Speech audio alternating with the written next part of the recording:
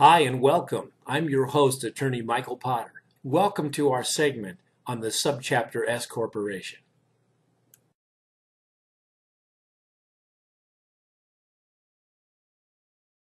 Now, Subchapter S corporations have some nice tax benefits separate from what you might find with sole proprietorships, C corporations, or partnerships. Now, as a business, estate planning, and asset protection attorney, I like to look at the liability aspects of using a corporation because for me, that often comes first. But the prime reason that many people will turn to the use of the Subchapter S corporation, frankly, is because of the payroll tax savings. Now, what we're going to do in this example is we're going to look at two businesses side by side, one of them being a sole proprietorship and the other being a Subchapter S corporation. And let's say, for purposes of discussion, they both earn revenues of $90,000 a year. Now, if a sole proprietor is doing business, there's some factors that come into play here. Their tax filing status, the size of their family, the type of deductions that they take, and so forth. But let's say that a person making about that amount would pay around $12,000 a year in income taxes as a sole proprietor. Now, in addition to the state and federal income taxes that the sole proprietor would pay, there would also be a self-employment tax of roughly 15% on top of that, which is equivalent to the Medicare and Social Security tax.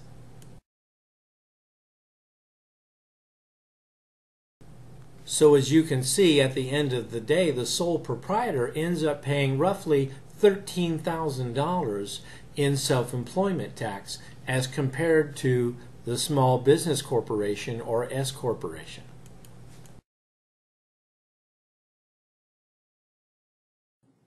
Now, the Subchapter S corporation operating next door to the sole proprietor, earning the same amount of money, would have to break up its $90,000 of profits between salary and distributive share.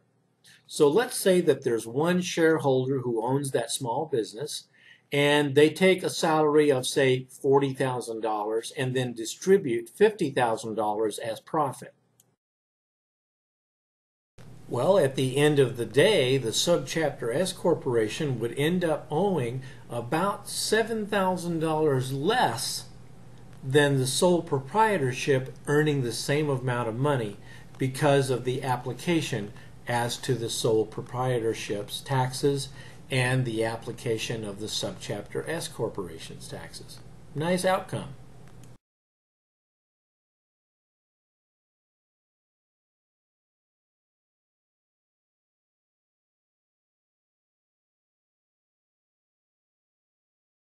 Now, the other thing that often comes up, especially with a new business in its startup phase, is that when all businesses start, many times there's losses in the early years because of the expenditures of starting up the business.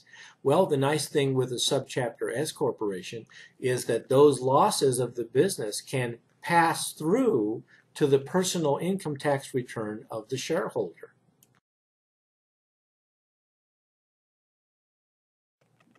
All right, so we have the payroll tax benefit. That sounds pretty good.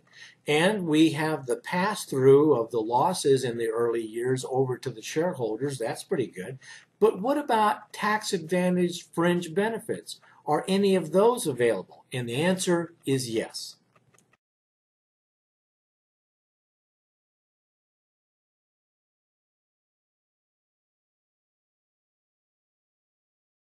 The answer is yes, but the fringe benefits that can be offered by an S corporation are not nearly as large and as wide as the C corporation can offer. So you may want to weigh that a bit. The C corporation does offer more fringe benefits. However, the S corporation does have some that are worth considering.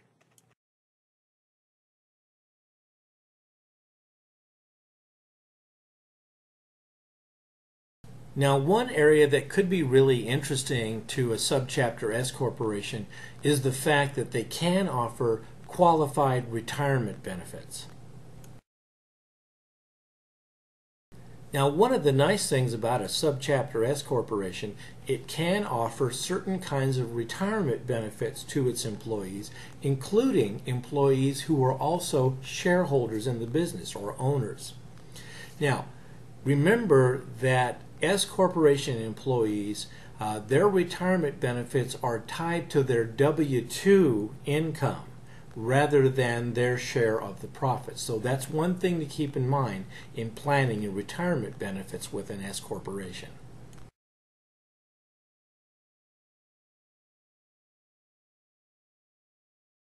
Now, S corporations can pay for certain types of working condition fringe benefits.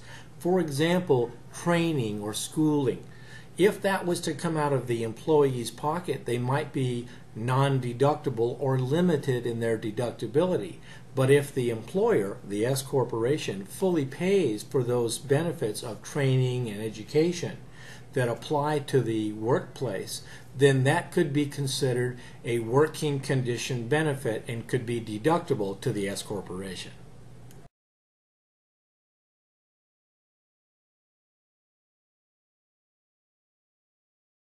What if the S corporation was to supply a vehicle as a working condition fringe benefit? Well, that certainly could be a viable tax deduction, but of course there's some rules and limitations. The business portion of that vehicle would be a tax advantage benefit to the company, and they could deduct that, but the personal use of the vehicle might be considered compensation and therefore subject to taxes. Consult your tax advisor on this because you need to get the tax accounting just right.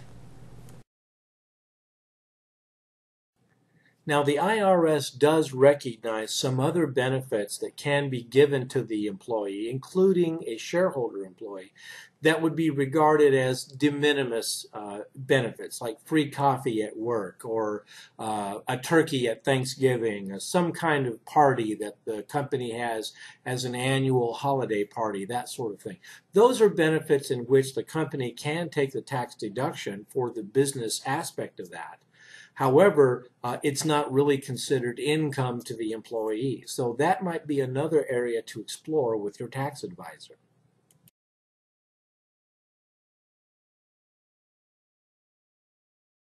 Now, there are a few other benefits that you might talk to your tax advisor about, things that could be provided by the company that would be helpful to the employee. As an example, you might have a athletic facility or a fitness center in the workplace, or maybe child care expenses that could be paid for as a benefit of working for the company. These are the kinds of things that can be very helpful, very practical.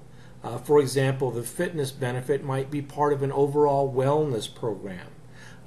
The child care may be a convenience so that the employee can be at work at certain hours, maybe different hours than they would otherwise be required to have with a child. So these are benefits that you may want to consult your tax advisor on and see if it'll work for your particular subchapter S corporation.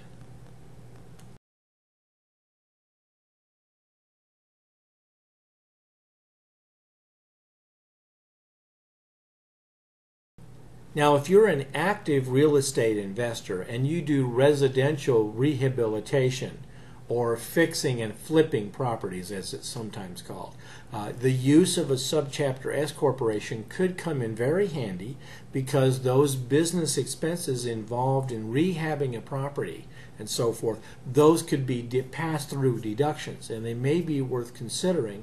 And for that reason alone, many real estate investors do use the subchapter S corporation for flipping houses and doing wholesaling and residential rehab.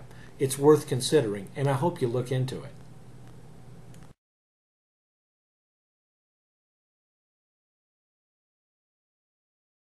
Well, as you can see, there's a lot of benefits to having a subchapter S corporation. Now, we have formed many of them for our clients over the years, and we'd be glad to help you regardless of what state you're in. We can form those corporations in certain states that have some definite privacy and tax benefits to them, or we can form them in your home state, whatever you like. But give us a call. Let us show you what we can do.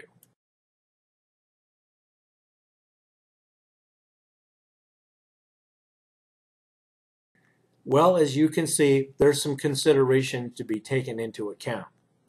My firm has formed many subchapter S corporations for clients over the years, and I'm sure we can help you. We're here to answer your questions. My staff is excellent. You'll enjoy speaking with them, and I hope that we can help you too. I'm Attorney Michael Potter, and I look forward to hearing from you.